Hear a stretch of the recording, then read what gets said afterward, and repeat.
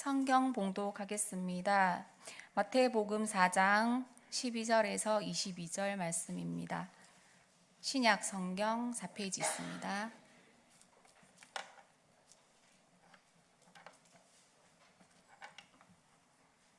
찾으신 줄 알고 제가 봉독하겠습니다. 예수께서 요한이 잡혔음을 들으시고 갈릴리로 물러가셨다가 나사렛을 떠나 스불론과 납달리 지경 해변에 있는 가버나움에 가서 사시니 이는 선지자 이사야를 통하여 하신 말씀을 이루려 하심이라 일렀으되 스불론 땅과 납달리 땅과 요단강 저편 해변 길과 이방의 갈릴리여 흑암에 앉은 백성이 큰 빛을 보았고 사망의 땅과 그늘에 앉은 자들에게 빛이 빛이었도다 하였느니라. 이때부터 예수께서 비로소 전파하여 이르시되 회개하라 천국이 가까웠느니라 하시더라. 갈릴리 해변에 다니시다가 두 형제 곧 베드로라 하는 시몬과 그의 형제 안드레가 바다에 금을 던지는 것을 보시니 그들은 어부라. 말씀하시되 나를 따라오라. 내가 너희를 사람을 낚는 어부가 되게 하리라 하시니 그들이 곧 그물을 버려두고 예수를 따르니라. 거기서 더 가시다가 다른 두 형제 곧 세베대의 아들 야고보와 그의 형제 요한이 그의 아버지 세베대와 함께 배에서 금을 깁는 것을 보시고 부르시니 그들이 곧 배와 아버지를 버려두고 예수를 따르니라. 아멘. 할렐루야. 반갑습니다. 예, 반갑다고요.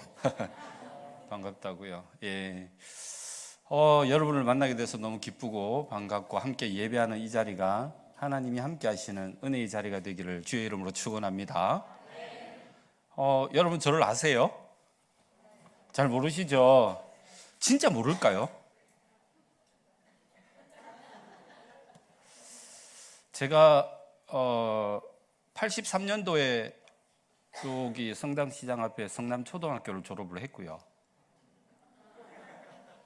86년도에 요 뒤에 있는 경구중학교를 졸업을 했고요.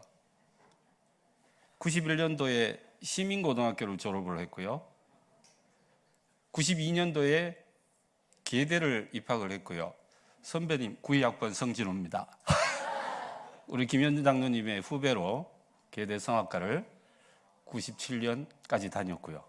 98년도에 제가 신학교를 갔으니, 자 봅시다. 83년부터 제가 97년까지 여기를 대명 4동, 대명 7동, 대명 2동, 대명 10동 뻔질나게 돌아다니면서 온 천지를 다 돌아다녔습니다. 여기는 뭐 하여튼 그랬어요. 온 천지를 계대 다닐 때는 뭐 대명동에서 다녔으니까 미친 듯이 여기를 돌아다녔겠죠. 저희 집사람이 저희 CC입니다. 저희가 저기 캠퍼스 커플이 아니고 처치 커플로. 예. 저희 집사람 저 창녕에서 올라와서 자취를 했는데 어디서 했냐면 여기 프린스 호텔 뒤쪽에서. 예. 중학교는 1등으로 졸업했는데 장모님이죠. 장인어른이 이제 장로님이신데 딸은 이제 교회에 반주를 시키고 해야 된다고 경북 예고를 나왔어요. 피아노로.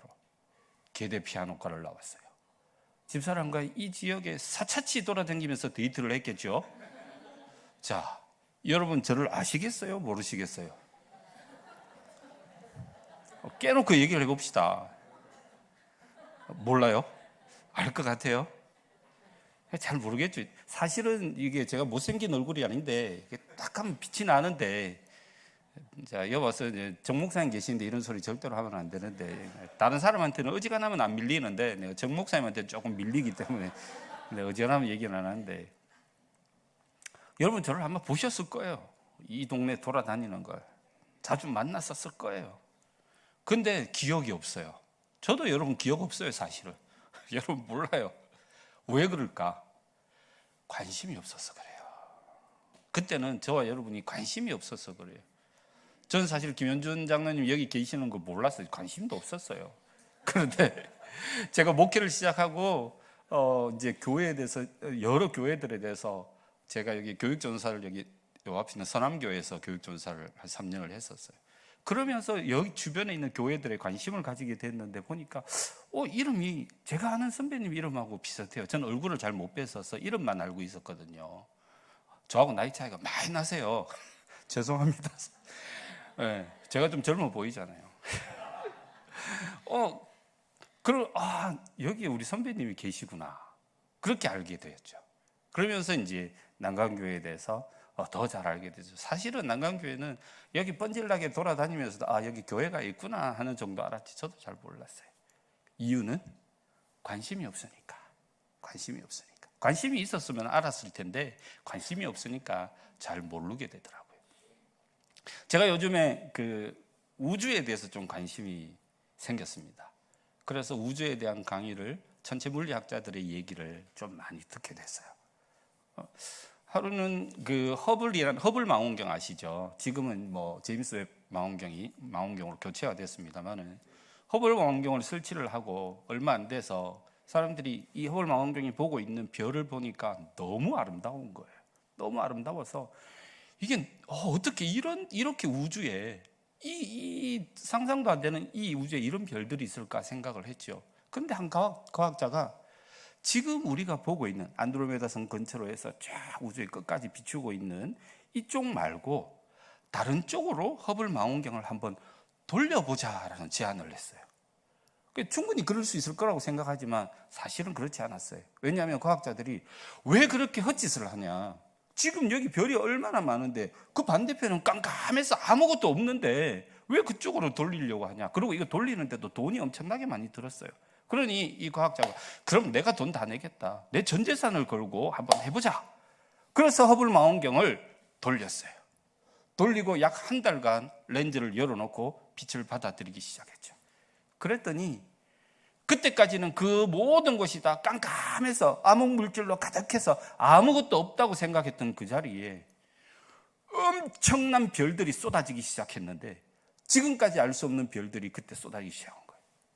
그때 과학자들이 깨달았죠. 이 우주에는 우리가 상상할 수 없을 만큼의 수많은 별들이 알알이 박혀 있다고.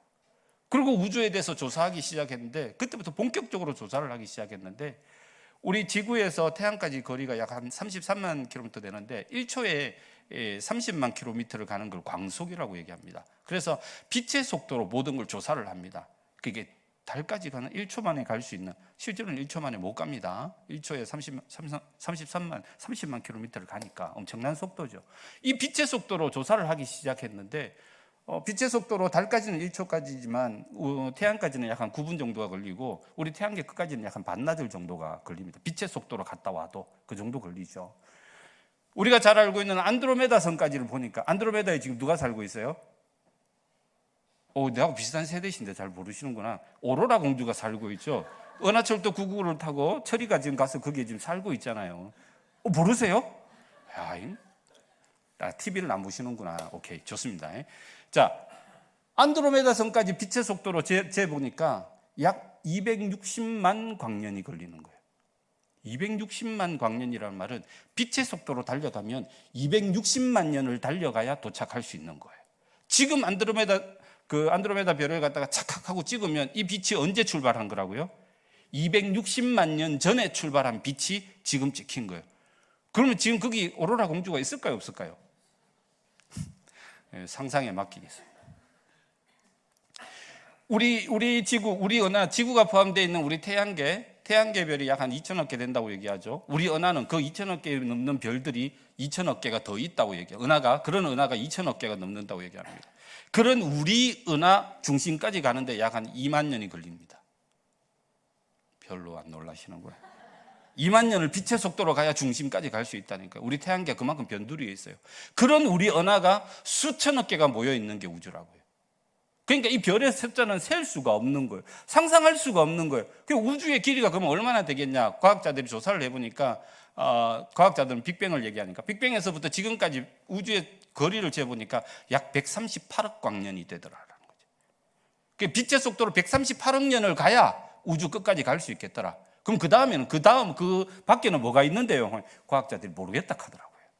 저건 모르죠, 당연히. 모를 수밖에 없죠. 그러니까 내가 보니까 과학자들 저거 마음대로 얘기하는 것 같아요.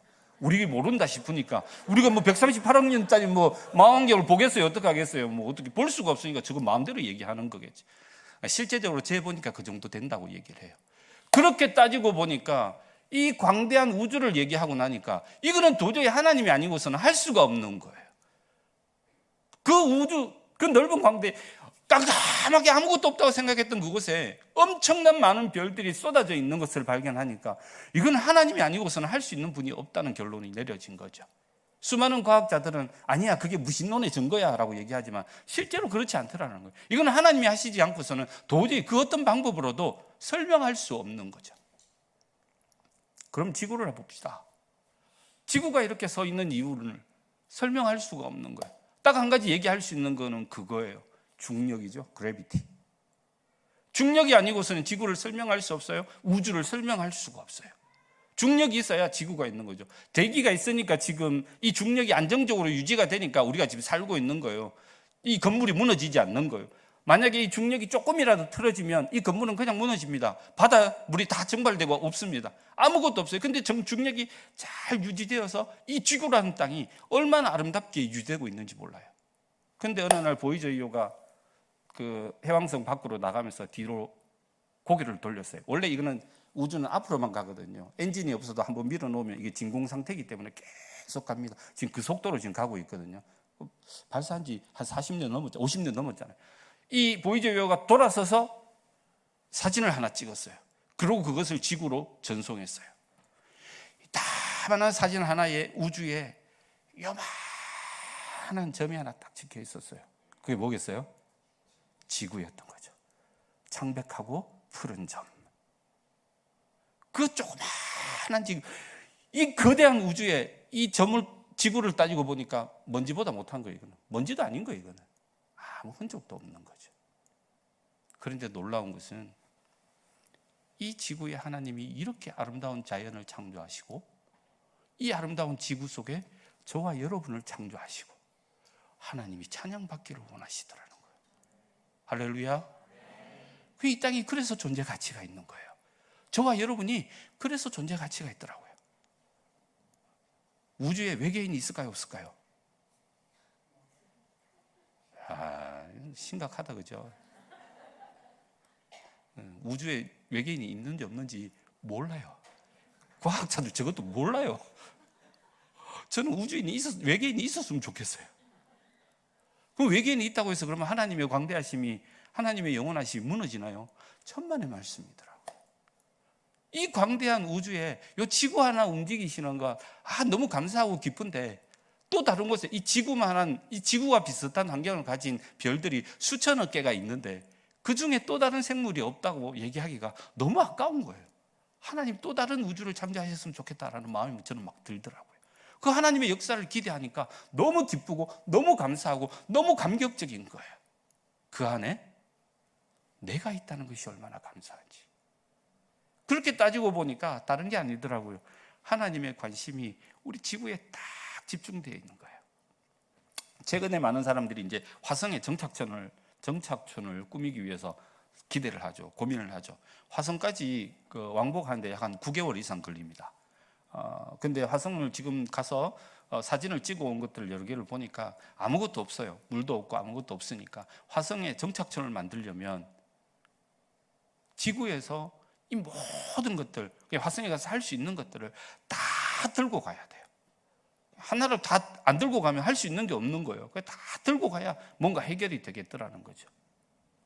근데 여러분 사시면서 이 지구를 운영하는데, 이 지구가 살아가는데, 이 지구에서 여러분 숨 쉬는데 여러분이 준비하신 게 있습니까? 이게 기적인 거예요, 이게. 그러니까 저 별자리 보고 이게 무슨 이 별이 너의 별, 저 별이 나의 별, 그딴 소리 하지 말고 이 별을, 광대한 우주 속에 있는 이 별들을 쳐다보고 있으니까 하나님의 광대하심을 찬양할 수밖에 없는 거예요. 할렐루야. 왜냐하면 하나님의 관심이 지금 이 지구에, 이 대한민국의 이 대구 땅에 바로 여러분에게 집중되고 있기 때문에 오늘 우리에게 하나님은 너무나 관심이 많으시더라고요. 하나님의 사랑이 우리에게 얼마나 집중되고 있는지 그래서 저는 예배할 때, 찬양할 때, 저도 이제 전공인지라 찬양 인도를 오래 했어요. 부목사로 이제 달성제일교회 오기 전까지 찬양 인도를 하다 왔죠. 찬양 인도할 때 제일 꼴불견인 성도들이 어떤 분인지 아세요? 찬양 인도하면서 의자에 더 기대가지고 그럼 찬양 한번 해보든지 이러는 사람들 제일 꼴불견입니다. 여러분, 우리 예배는, 찬양은 하나님께 드려. 저를 보러 오신 게 아니에요. 저는 잘생긴 제 얼굴은 어쩌다가 한번 보고 말 거지만 그거 기대하지 마시고, 이 시간은 우리가 하나님께 예배 드리러 온 자리예요. 찬양하러 온 자리예요. 그러니 여러분, 어르신들 앞에 가서 의자에 더 기대가지고 이러고 있으면 뭐라고 얘기하겠어요? 기빵명이 한번 날아가는 거죠. 우리가 하나님 앞에 찬양 드릴 때 뜨거운 마음으로 찬양하고 예배하고 기뻐할 수 있다는 게 이게 얼마나 감사한 일인지 몰라요. 그래서 저는 설교 손님들, 외부 강사들 오시면 제일 꼴불견이 그거예요. 한참 찬양하고 있는데 지는 그때서 설교 준비한다고 막 이러고 있는 분들, 죄송해요. 그 다음에 오신 분들 그러지 싶은데 준비를 열심히 하셨겠지만 더 잘 하시려고 그러시는 거겠죠. 저는 찬양하는 게 너무 좋더라고요. 그래서 함께 찬양하는 일이 너무 감사하고 기쁘더라고요. 하나님을 찬양하는 일인데 저거 어디에 신경을 써요? 더 하나님을 기뻐 찬양해요. 왜요? 하나님의 관심이 지금 나한테 집중되어 있더라고요. 난 그 하나님께 관심을 받고 싶어서, 저는 관심종자거든요. 얼마나 관심종자, 하나님께 잘 보이려고 노력을 좀 많이 하는 편이에요. 그래서 잘 보이려고, 하나님이 나한테 관심이 쫙 있으니까 나는 하나님한테 잘 보이고 싶어가지고 하나님을 뜨겁게 찬양하고 손들고 찬양하고 울면서 찬양하고 막 그렇게 해요. 하나님께 잘 보이고 싶어가지고, 하나님이 나한테 관심이 얼마나 많으신지. 관심받는 저와 여러분의 삶이 되기를 축원합니다. 이미 하나님은 저와 여러분에게 얼마나 큰 관심을 가지고 있는지 몰라요. 그러니 여러분, 우리의 옷을 여미어야 되는 거예요. 우리는 지금 하나님의 관심을 받고 있으니까. 우리 모두가, 특별히 오늘 헌신 예배 드리는 우리 여전대 회원들이 옷을 여미어야 돼요. 하나님이 지금 나를 보고 계시구나. 하나님이 나한테 관심이 있으시구나. 이것을 깨달으면 우리의 삶이 새로워지는 거죠. 여러분, 하나님은 실수하지 않는 하나님이신 줄 저는 믿습니다. 사람은 실수할 수 있고 과학적인 지식은 언제든지 또 다른 사실이 발견되어지면 다 사라져요. 새롭게 되어져요. 하지만 하나님은 실수하지 않으시는 분이십니다. 하나님 지금 우리를 이곳에 있게 하시고 이 지구에서 하나님의 영광을 찬양하게 하신 거죠. 하나님이 그렇게 하셨다면 그것으로 우리는 감사하며 하나님께 영광 올려드려야 돼요. 그것으로. 가만히 따지고 보니까 이 우주에서 오늘 저와 여러분이 이렇게 서 있는 것만 해도 감사한 거죠. 기쁜 거죠. 이게 할렐루야죠. 오늘 우리의 삶이 아무리 힘들고 어렵고 되돌릴 수 없는 고통 가운데 있다 할지라도 걱정하지 마시기 바랍니다. 나는 실수할 수 있어요. 내 선택은 언제든지 실수 덩어리죠. 집사람을 선택한 게 실수라기보다는 집사람이 나를 선택한 게 실수였겠죠. 모든 인생 자체가 우리가 실수 덩어리예요. 그러나 나를 선택하신 하나님은 실수하지 않으세요. 나를 선택하신 분이시니까. 이 놀라운 우주적 관심으로 우리를 선택하신 하나님의 선택을 믿고 오늘 우리에게 주어진 삶을 성실하게 살아가시기 바랍니다. 하나님은 저와 여러분을 통해서 놀라운 일들을 이루어 가실 줄 믿습니다. 그 하나님이 지금 이 자리에 저와 여러분과 함께하고 계십니다. 영국의 한 초등학교에서 이 한 소녀의 학부모를 선생님이 호출을 했어요. 이게 선생님이 학부모 호출하면 우리 학부모들 생각하시죠? 그것만큼 긴장될 데가 없죠. 사실은 좋은 일로 호출하면 좋겠지만 이게 좋은 일인지 나쁜 일인지 모르잖아요. 학교를 갔는데 선생님이 그 부모님에게 얘기하시는 거예요. 내가 한 1년간 이 아이를 지켜봤는데 도저히 안 되겠습니다. 이 아이는 너무 주변이 산만하고 내가 노력해도 안 됩니다. 흔히 얘기하는 ADHD, 주의력 결핍이에요. 얘는 특수학교에 아마 보내셔야 할 것 같습니다. 다음 날 이 부모는 아이를 학교에 보내지 않고 아이를 데리고 어디론가 향합니다. 이 부모의 손을 잡고 가는 아이는 겁이 났어요. 자기를 특수학교에 혹시 넣으면 어떡할까? 사실 겁이 났어요. 그런데 부모를 따라간 곳은 이 아이를 테스트하기 위한 어느 한 장소였어요. 근데 이 테스트하는 장소에서 넓은 공간에서 아름다운 음악을 켜놓고 이 소녀였는데 이 소녀를 혼자 놔뒀어요. 그 공간에 혼자 놔뒀어요. 그리고 옆방에서 상담사와 이 부모는 조용히 이 아이를 지켜본 거예요. 잠깐 시간이 지나고 난 이후에 깜짝 놀랄 일이 벌어졌어요. 한 번도 춤을 배워보지 못했던 이 아이는 음악이 나오는데 지금까지 보지 못했던 춤으로 확 춤을 추기 시작하는 거예요. 너무 아름다운 모습으로 춤을 추기 시작하는 거예요. 상담사가 부모에게 이야기합니다. 이 아이는 춤에 재능이 있는 아이입니다. 이 아이를 교실에 데리고 들어가서 가만히 앉아있게 하는 것만으로 이 아이는 고통스러운 겁니다.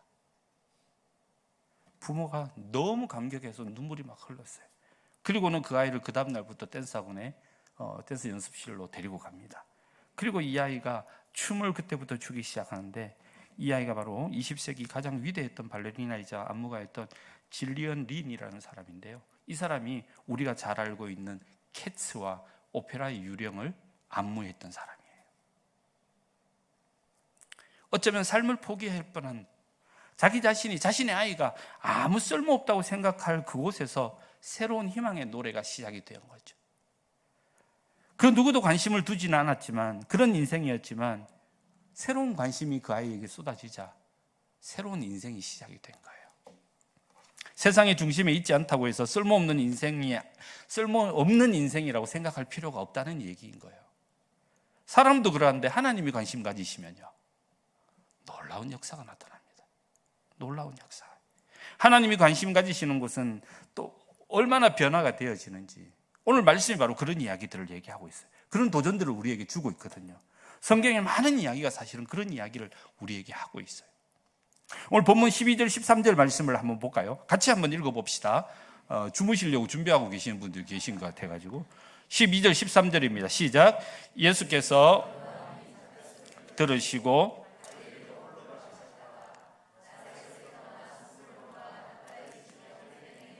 가버나움에 가서 사시니. 아멘. 죄송한데 우리 정 목사님은 이게 조용하게 설교하시나 봐요. 저는 되게 많이 움직이거든요. 생긴 게 그렇게 생겼잖아요. 지금 계속 뒤로 막 떨어지려고 그래요. 지금 이게 다이 나중에 좀 조금 넓은 걸로 해서 이게 좀 너무 좁다. 죄송합니다. 이런 얘기 하면 안 되는데 너무 좁아 자꾸 제가 뒤로 넘어질 것 같아요.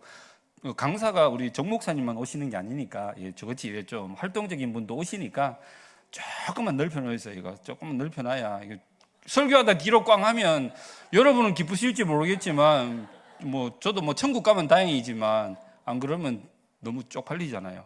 그죠? 네. 자, 예수께서 공생애를 시작하시는데 마태가 어떤 표현을 쓰냐 하면 세례 요한이 잡혔음을 들으시고 라는 표현으로 시작해요. 이 전지적인 그 마태의 관점에서 본 거예요. 마태의 관점에서 보니까 이 메시아의 길을 준비하고 있었던 세례 요한의 시대가 이제는 저물고 예수님을 통해서 새로운 구원의 시대가 시작이 되었다. 이 사실을 이야기를 하고 싶은 것인데 그래서 마태는 세례 요한이 잡힌 그 이야기부터 시작을 한 것이죠. 근데 하필이면 예수님께서 공생애를 시작하신 곳이 예루살렘이나 사마리아 등 사람이 많이 모이는 최소한 대구 정도 되어서 사람이 좀 많이 모이는 주목을 받을 수 있는 곳이 아니라 변방, 갈릴리, 깡촌이에요. 깡촌. 나사렛에서부터 시작하실 뿐만 아니라 거기야 자기가 태어나신 곳은 자라신 곳이니 그럴 수 있다라고 얘기할지 모르지만 스불론과 납달리 지경이라는 것은 스불론 지파, 납달리 지파가 있던 땅인데 갈릴리 저 북쪽이에요. 북쪽. 그러니까 쓸모없는 땅이에요. 거의 사람들이 외면을 받는 깡촌인 거죠. 가버나움까지. 그런 곳에서 세관이 있어서 좀 유명하긴 했지만 그렇다고 해서 주목받는 도시는 아니었어요. 사람들이 그리 많은 도시가 아니었어요. 거기서 시작하셨다라고 기록하고 있는 거죠. 말은 나면 제주도로 보내고 사람은 나면 어디로 보내요? 대구로 보내야지. 자꾸 서울 보내니까 문제가 생기지. 여러분 애들 좀 대구로 놔두세요. 왜 자꾸 서울로 보내요? 우리 교회 갔어도 좀 맨날 그 얘기예요. 좀 사람 서울로 보내지 말고 다른 데 보내지 말고 우리 교회 좀 나오게 하라고. 자녀들, 여러분의 자녀들만 우리 이 난강교회 채워도 난강교회는 부흥합니다. 가만히 생각해보면 서울 가지 마. 대구 얼마나 좋은 데 많은데 그러고 내려와 그래야지. 어쨌든 지금 수도권 과밀 현상이잖아요. 그 복잡한 데 보내지 마시고 자, 그런 속담이 있듯이 사람이 많이 모이는 곳에서 좀 성공할 수 있는 길을 찾아야 되는데, 파급력이 있어야 되겠는데, 흔히 말하듯이 인기 있는 그렇게 좀 살아야 되겠는데, 그런데 예수님은 다 사람들이 외면하는 깡촌으로 가셨다라는 거죠. 이유는 간단했어요. 본문 14절에 그렇게 말합니다. 이는 선지자 이사야를 통해서 하신 말씀을 이루려 하십니다. 예수님이 그 길을 가신 것, 자기가 원해서 가신 것이 아니라, 사람들이 원해서 가신 것이 아니라 하나님의 뜻을 이루시기 위해서, 하나님의 약속의 말씀을 성취하시기 위해서 하나님의 말씀에 순종하여 그 길을 걸어가셨던 거죠. 이사야 선지자를 통해서 예언되었던 말씀이 수백 년이 흐른 뒤에 예수 그리스도를 통해서 그 땅에 성취된 거예요. 이는 곧 그가 그리스도이심이, 그가 메시아이심을 그 땅에 선포하기 위함이었다. 그럼에도 그 땅은 여전히 외면받는 땅이었어요. 15절 16절입니다. 우리 다 같이 한번 읽어봅시다. 15절부터 시작. 스불론 땅과 납달리 땅과 요단강 저편 흑암에 앉은 백성이 큰 빛을 보았고, 사망의 땅과 그늘에 앉은 자들에게 빛이 비치었도다 하였느니라. 아멘. 이사야 선지자가 이곳을 이방의 갈릴리다. 갈릴리면 갈릴리지 왜 이방의 갈릴리라고 부르셨을까요? 이 외에는 정말 슬픈 역사 때문에 이렇게 부르게 된 거예요, 사실은. 열왕기상 9장 11절로 13절에 보면 갈릴리 땅의 성읍 20곳을 히람에게 주었으니 이는 두로 왕 히람이 솔로몬에게 그 온갖 소원대로 백향목과 잣나무와 금을 제공하였기 때문이다 라고 기록을 하고 있어요. 솔로몬 왕은 두로 왕 히람에게 갈릴리 땅을 성전 건축에 필요한 물품들을 받고 줄 게 없으니까 갈릴리 땅을 줘버린 거예요. 갈릴리 주변에 있는 성읍들을 줘버린 거예요. 스불론과 납달리도 거기에 포함되어져 있었어요. 20개가 넘는 성읍을, 갈릴리 근처에 있는 성읍을 다 줘버렸어요. 물론 뭐 돈이 없으니까 그때 백향목, 잣나무, 금 오만 것 다 받았으니까 돈이 없어서 땅을 줄 수도 있을 것 같아요. 그런데 문제는 뭐냐면, 문제는 그 다음이에요. 열왕기상 9장 14절에 보시면 제가 한번 읽어드릴게요. 히람이 두로에서 와서 솔로몬이 자기에게 준 성읍들을 보고 눈에 들지 아니하여 이르기를, 내 형제여 내게 준 이 성읍들이 이러한가 하고 이름하여 가불 땅이라 하였더니 그 이름이 오늘까지 있었다. 히람이 땅을 딱 받아놓고 그 땅을 가서 봤어요. 근데 이거는 개발될 땅이 아니야. 아파트가 올라갈 만한 땅이 아니야. 이게 좀 신도시로 개발이 돼서 돈이 좀 투자되어지고 그래서 막 땅을 막 벌 수 있는, 저희 동네 옆에가 그랬거든요. 지금 농공 옆에가 테크노폴리스 있잖아요. 뭐 알부자가 됐어요. 보니까 전부 다. 제가 미리 알았다면 저도 땅을 좀 샀을 텐데, 우리 선임 장로님 아마 델파에 다니시면서 좀 땅 좀 사놓으셨는가 모르겠다가. 거기 땅 좀 샀으면 그 전부 논밭이었거든요. 제가 어릴 때 막 수영하러 놀러 다니던 데였는데 오늘날 가보니까 그게 뭐 아파트고 뭐 온갖 것 다 들어섰더라고요. 이렇게 좀 투자될 수 있는 땅이었으면 좋았겠는데 히람이 딱 쳐다보니까 이건 아무 쓸모없는 땅인 거예요. 아니 이 사람아, 어떻게 이런 땅을 나에게 주냐? 어떻게 나에게 내가 백향목을 적게 줬냐? 잣나무를 적게 줬냐? 금을 적게 줬냐? 내가 준 게 얼마나 많은데 내한테 이런 땅을 주냐? 이 땅은 가불이다, 가불. 월급 가불한 거 그거 말고, 이 땅이 가불이라는 말의 의미가 뭐냐면 메마른 땅, 쓸모없는 땅. 그러니까 두로 왕 히람도 쓸모없는 땅이라고 생각하니까 외면해버린 거예요. 물론 솔로몬도 이미 히람에게 줬으니 외면해버린 거죠. 그러니 이사야가 그 땅을 향해서 뭐라고 불러요? 이방의 갈릴리요. 아니 갈릴리는 이스라엘 땅인데 이방 땅이다라고 얘기합니다.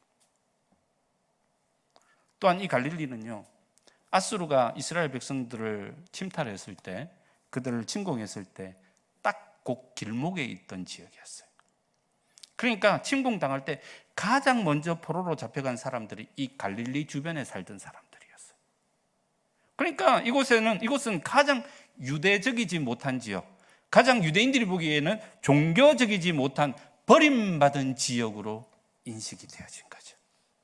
이방의 갈릴리 확실하죠. 이방인의 땅이나 마찬가지 버림받은 땅이에요. 그러니 이 땅을 이방의 갈릴리라고 부르게 된 거죠.